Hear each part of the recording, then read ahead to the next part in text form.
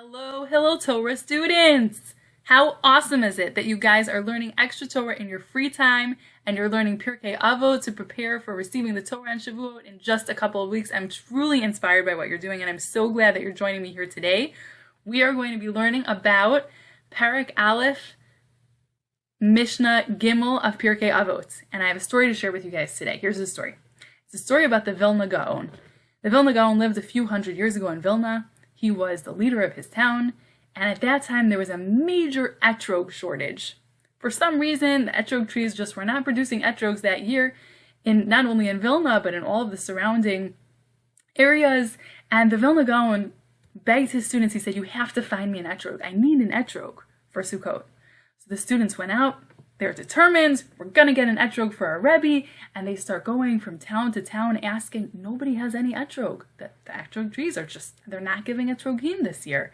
From town to town to town, and finally, just when they were ready to turn around and come back empty-handed to the Vilna Gaon, they meet a man who says, "I have an etrog for you." And not only is it an etrog, but it's a beautiful etrog. And he pulls out this etrog, and it's huge, and it's beautiful, and the students are so excited. We finally have an etrog to bring back to our Rebbe. They say, "How much do you want? How much do you want?" And the man says, "I'm not taking you money for this etrog. You know what I want?" And they said, "What do you want?" And he said, "I want all of the reward that the Vilna Gaon is going to get in Shamayim for shaking this etrog on Sukkot. That's all for me. I take all of the reward." The students begged him, "Please, we'll give you any amount of money, whatever you want." And he said, "No, I want the reward that the Vilna Gaon is going to get in Shamayim. It's all going to go to me." Students didn't know what to do. They said that they would do whatever they could to bring back an etrog, so they agreed to the man's price. Took this etrog, carried it back to Vilna, and with trepidation, they went to meet the Vilna Gaon. The Vilna Gaon was so excited. "You found an etrog! What a beautiful etrog! I'm going to have an etrog to shake on Sukkot!"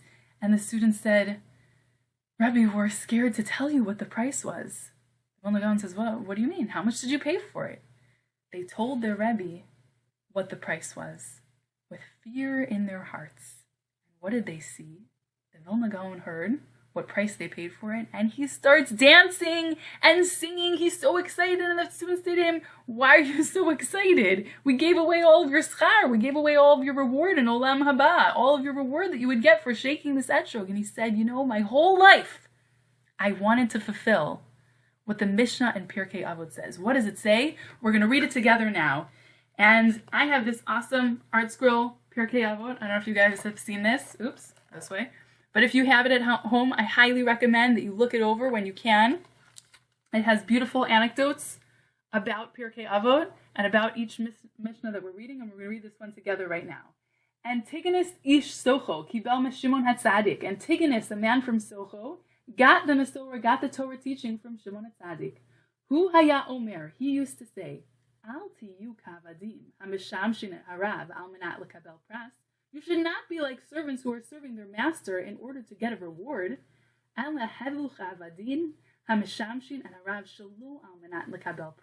You should be like servants who serve their master not to get a prize.